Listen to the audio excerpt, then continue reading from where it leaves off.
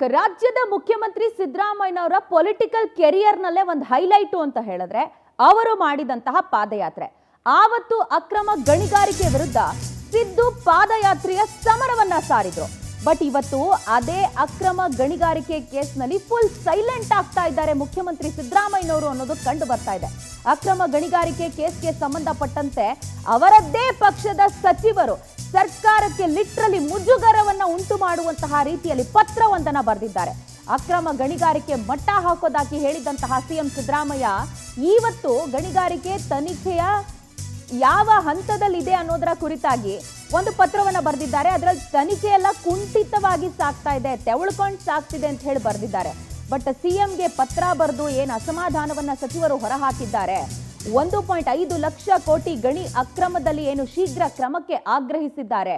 ಇದಕ್ಕೆ ಸಿಎಂರ ಪ್ರತಿಕ್ರಿಯೆ ಏನಿರುತ್ತೆ ಅನ್ನುವಂತ ಕುತೂಹಲ ಇತ್ತು. ಬಟ್ ಸಚಿವರು ಪತ್ರ ಬರೆದ್ರು ಕೂಡ ಸಿಎಂ ಸಿದ್ದರಾಮಯ್ಯನವರು ಮೌನಕ್ಕೆ ಜಾರಿದ್ದಾರೆ. ಇನ್ನಾದ್ರೂ ಗಣಿ ಅಕ್ರಮ ವಸೂಲಿಗೆ ಏನು ವಸೂಲಿ ಆಯುಕ್ತರನ್ನ ನೇಮಕ ಮಾಡುತ್ತಾ ಈ ಅಕ್ರಮ ಗಣಿಗಾರಿಕೆ ಕುರಿತಾಗಿ ತನಿಖೆ ನಡೆಸೋದಕ್ಕೆ ಯಾವ ರೀತಿ ಕ್ರಮ ತೆಗೆದುಕೊಳ್ತಾರೆ ಅನ್ನುವಂಥದ್ದು ಪ್ರಶ್ನೆ ಆಗುಳ್ಕೊಳ್ತಾ ಇದೆ. ವಿಶೇಷ ಕೋರ್ಟು ವಿಶೇಷ ತನಿಖಾ ತಂಡವನ್ನ ರಚನೆ ಮಾಡಿ ಸಿಎಂ ತನಿಖೆಗೆ ಸೂಚಿಸ್ತಾರಾ ಅನ್ನುವಂಥ ಪ್ರಶ್ನೆ ಇದೆ. ಬಟ್ ಈ ಪತ್ರವನ್ನ ಬರೆದು ನಂಬರ್ಸ್ ಕೂಡ ಮೆನ್ಷನ್ ಮಾಡಿದ್ದಾರೆ. ಅಲ್ಲಿ 100 ಕೇಸು ಅಂತ ಹೇಳಿದ್ರೆ ಅದರಲ್ಲಿ 7 ಅಷ್ಟೇ ತನಿಖೆಗೆ ಹೋಗ್ತಿರೋದು ಅಂತ ಹೇಳಿ ಬೇಸರ ವ್ಯಕ್ತಪಡಿಸಿದ್ದಾರೆ. ಬಟ್ ಯಾವ ರೀತಿ ಸಿಎಂ ಸಿದ್ದರಾಮಯ್ಯನವರು ಇದಕ್ಕೆ ಉತ್ತರಿಸ್ತಾರೆ ಅಥವಾ ತನಿಖೆಗೆ ಕ್ರಮ ವಹಿಸ್ತಾರೆ ಅನ್ನೋದರ ಕುರಿತಾಗಿನೇ ಪ್ರಶ್ನೆ ಇದೆ. ರೈಟ್, ಈ ಬಗ್ಗೆ ಹೆಚ್ಚಿನ ಡೀಟೇಲ್ಸ್ ಕೊಡೋದಕ್ಕೆ ನಮ್ಮ ಪ್ರತಿನಿಧಿ ರೂಪೇಶ್ ನಮಗೆ ನೇರ ಸಂಪರ್ಕಕ್ಕೆ ಸಿಗ್ತಾ ಇದ್ದಾರೆ.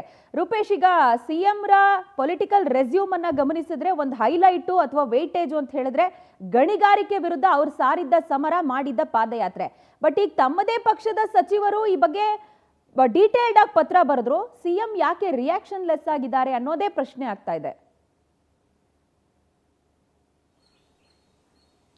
ನಿಜ ಪ್ರಜ್ವಲ, ಯಾಕಂತ ಹೇಳಿದ್ರೆ ಹಿಂದೆ ಅವರು ಮೊದಲ ಬಾರಿ ಅಧಿಕಾರಕ್ಕೆ ಬರೋದಕ್ಕಿಂತ ಮುಂಚೆ ಯಾವ ರೀತಿಯಾಗಿ ಆಗಿತ್ತು ಅಂತ ಹೇಳಿದ್ರೆ ಬಳ್ಳಾರಿ ಗಣಿಗಾರಿಕೆ ಬಗ್ಗೆ ಸದನದಲ್ಲಿ ಮಾತಾಡ್ತಾ ಇದ್ದಾಗ ರೆಡ್ಡಿಗಳು ಸವಾಲಾಗ್ತಾರೆ, ನೀವು ಬಳ್ಳಾರಿಗೆ ಬನ್ನಿ ನೋಡ್ಕೊಳ್ತೀವಿ ಅಂತೇಳಿ ಹೇಳ್ತಾರೆ.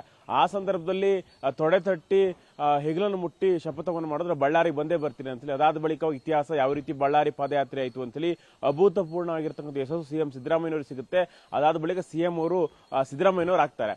ಅದಾದ ಬಳಿಕ ಗಣಿಗಾರಿಕೆ ಸಂಬಂಧಪಟ್ಟ ಒಂದು ಪ್ರಬಲ ನಿಲುವು ಇರಬೇಕಲ್ಲ, ಆ ನಿಲುವನ್ನು ಸಿದ್ದರಾಮಯ್ಯವರು ಹೊಂದಿದ್ದಾರೆ ಅಂತೇಳಿ ಸದ್ಯಕ್ಕೆ ಪ್ರಶ್ನೆ. ಯಾಕಂತ ಹೇಳಿದ್ರೆ ಬೇರೆ ಬೇರೆ ಆರೋಪ ಮಾಡೋದು ಸರಿ, ಯಾಕಂತ ಹೇಳಿದ್ರೆ ಬಿಜೆಪಿ ಆರೋಪ ಮಾಡುತ್ತೆ ಅದು ಸರಿ, ಆದ್ರೆ ಪಕ್ಷದ ಸಚಿವರೊಬ್ಬರು ಕಳಕಳಿಯಿಂದ ಮನವಿ ಮಾಡ್ತಾರೆ. ಆರೋಪ ಅಲ್ಲ, ಅಸಮಾಧಾನವನ್ನು ವ್ಯಕ್ತಪಡಿಸ್ತಾರೆ. ಯಾಕಂತ ಹೇಳಿದ್ರೆ ಗಣಿಗಾರಿಕೆ ಸಂಬಂಧಪಟ್ಟಕ್ಕೆ 1.5 ಲಕ್ಷ ಕೋಟಿಯಷ್ಟು, 1.2 ರೂಪಾಯಿ ಅಲ್ಲ, ಅಷ್ಟು ಹಣವನ್ನ ರಾಜ್ಯ ಬೊಕ್ಕಸಕ್ಕೆ ಹಾನಿ ಮಾಡಲಾಗಿದೆ. ಸಾಕಷ್ಟು ನಷ್ಟಗಳನ್ನು ಸರ್ಕಾರಕ್ಕೆ ಉಂಟು ಮಾಡಲಾಗಿದೆ. ಇದಕ್ಕೆ ಸಂಬಂಧಪಟ್ಟ ತನಿಖೆ ಯಾವ ರೀತಿಯಾಗಿ ಆಗ್ತಾ ಇದೆ ಅಂತೇಳಿ ಸಾಕಷ್ಟು ಪ್ರಕರಣಗಳಾಗಿದೆ.